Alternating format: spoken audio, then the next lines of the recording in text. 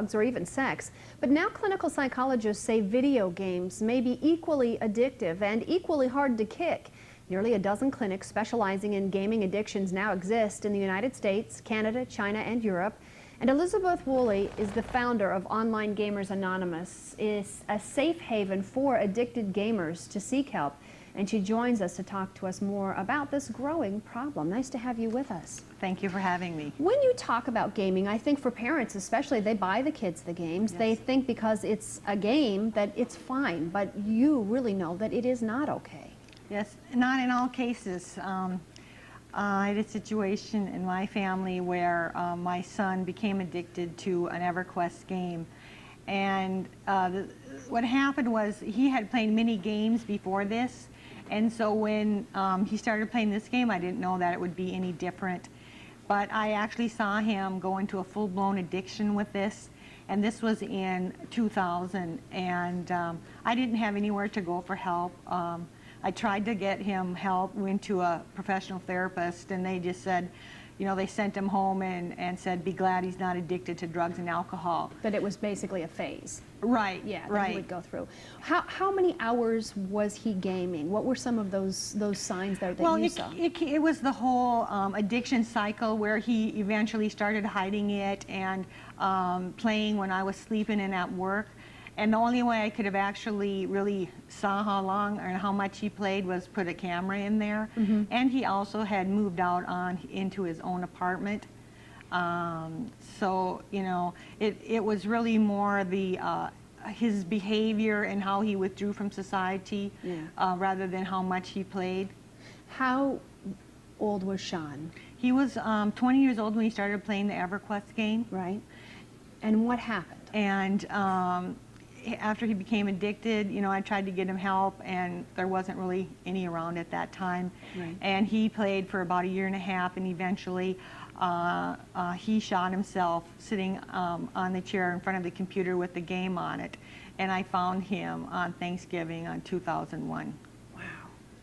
Liz, that has to be so incredibly heartbreaking for you and yet so frustrating for you because you couldn't find the help that you really needed. Right, there wasn't any out there. Yeah.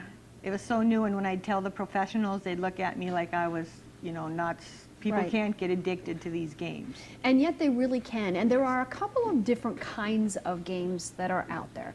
There are the games that you play and you stop playing and the game stays where it is, almost on pause. Right. And that you really are playing against the game. And then there are games now with the internet where you can play anyone in the world, right? Right. And how different is that game from a regular game you just play against yourself? Those games are actually, I don't even consider them games. I call them virtual societies.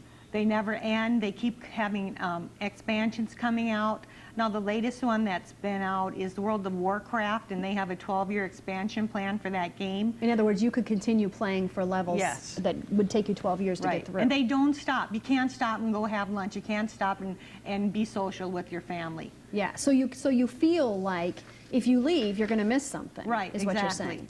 Okay, we do have a quote from the gaming industry on some of these games, and here's really what they have to say.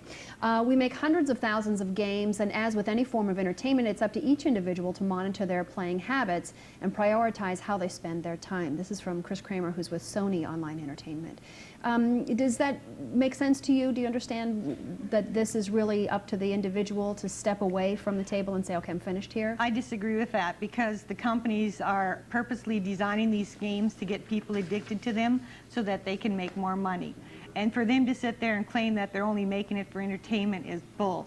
And that's where I get very angry because they're just sitting there playing innocent, that they don't have anything to do with this.